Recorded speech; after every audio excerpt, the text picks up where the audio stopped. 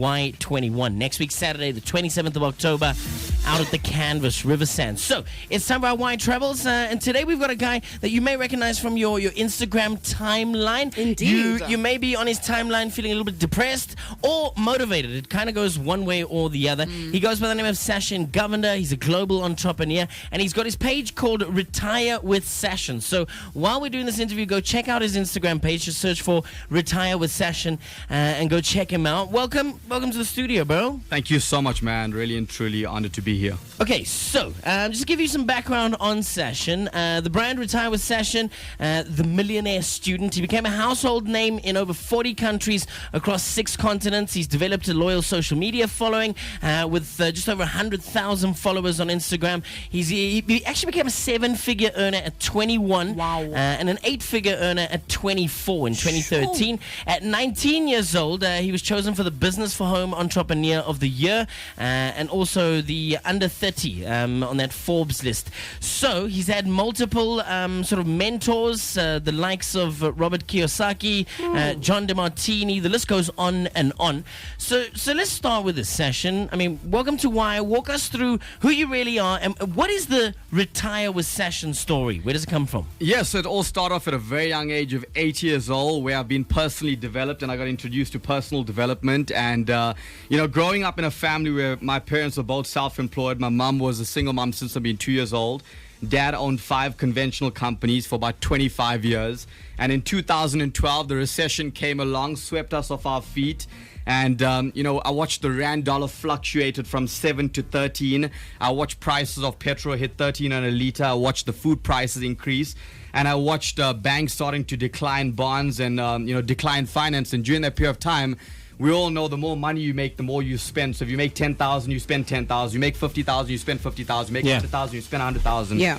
And what started to happen was the bills started to crawl up. So that's where I got introduced to business for the very first time. And I found some of my mentors today and reached out to them, and they took me under their wing. And today, how did you reach out to them? Was it just like you slid into their DMs, or you traveled to one of their conferences? How did you make that initial contact? Yeah, so as I mentioned, 8 years old, personal development, attended their courses, attended their live seminars, sitting in the front row with my pen and paper, writing down notes.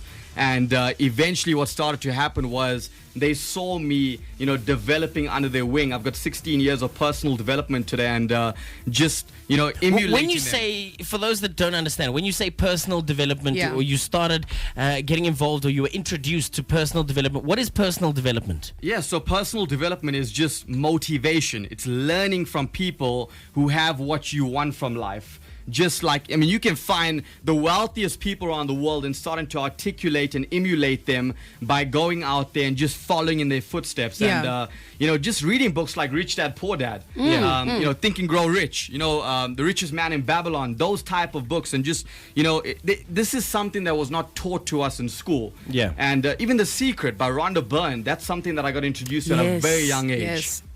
Listen, now I want to talk about the fact that you said that both of your parents were in business. As young people right now, financial education is very important. What did you learn from your parents, your mom being self-employed, your dad being self-employed, in terms of financial intelligence and financial decision making? Yeah, well, first things first, my parents always told me their success is their success. Yeah. I'm just living under their household.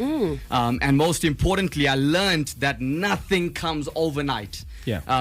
Entrepreneurs are literally the first person to wake up, last person to close up, working like 8 to faint, no set hours, 2-3 a.m. calls. And, so I learned the work ethics, and that's where the tagline, work like you broke, comes in. So just having that work ethic, and eventually it's like delayed gratification. In the beginning phases, you work so hard, but you don't see the success. And then eventually what starts to happen a few years down the line, that success that you worked for years ago starts to get handed to you. Yeah. And that's what I saw, man. I just saw my dad and my mom living the dream life, but I saw them, from the inside out, their life was not rosy. From the outside in, their life looked great to the public out there. It's about sowing those seeds. Let's talk about your company. what are you doing to improve the lives of people around the world? Well, very first thing, man, I feed over 1,000 underprivileged kids per month. Just about 2 months ago, I fed 1,000 people in 24 hours.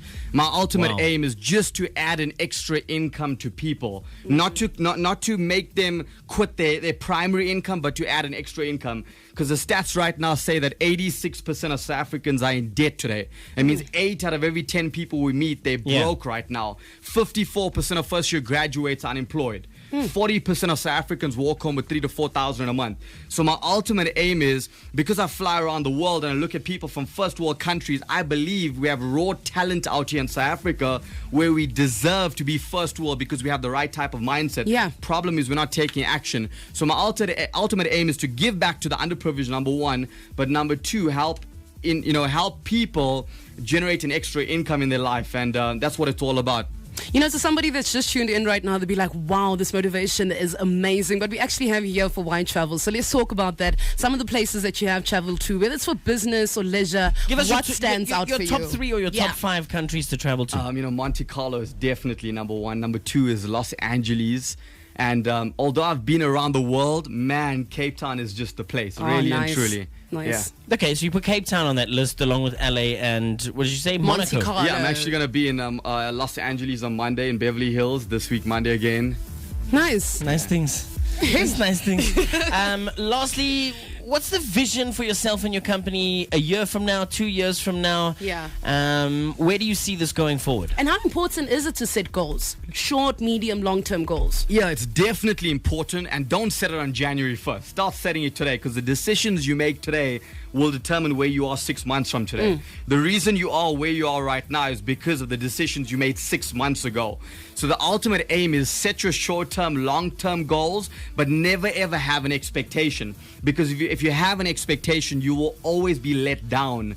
And let's talk a bit about, the industry and the company, but most importantly, my vision. Well, first things first, network marketing is the most underrated industry around the world today. And I'll tell you why. Because, when I looked at direct sales and network marketing versus the corporate world, I looked at low barrier of entry, low risk. The corporate world, high barrier of entry, high risk. The network marketing world, you have, multiple CEOs. The corporate world, there's only one CEO. Network marketing world, there's no discrimination, there's no degrees, diplomas, and anyone could possibly do it. The network marketing world, produced $170 billion in revenue last year and paid out $72 billion to people like you and I. So I'm a D student, so D students can make it in life as well as an entrepreneur. Yeah. And then the corporate world on the other side will never pay out $72 billion.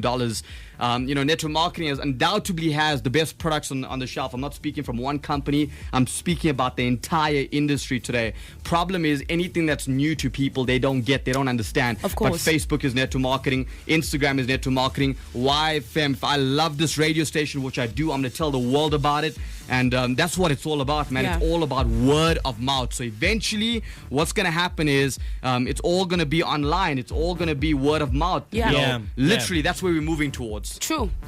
Okay, and on a closing note, how do people contact you? How do people follow you, you and your business? What's the best way to do that? Very simple. Go to my Instagram, Retire with Sashin.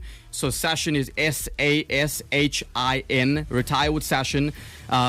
Twitter's Retire with Sash. Facebook is Sashin Govender, Sashin Govender. And do me a favor, comment on one of my posts and just say YFM sent you.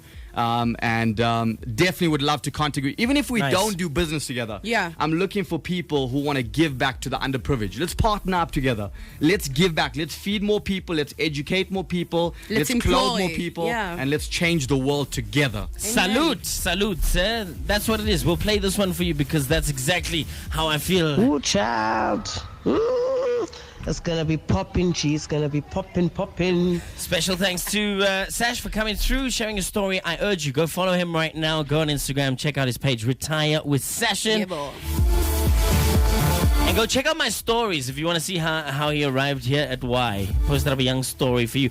Temba Business is in studio up next. We've got our final round of the Sports Parliament and 2 more words between now and the end of the show to challenge Jess with. Now, you know the immediately one was a young, easy one, eh? The next one is like a penalty. It's like 88th minute penalty. Let's see if you bury it in the top corner. Liverpool versus Man U. Come on.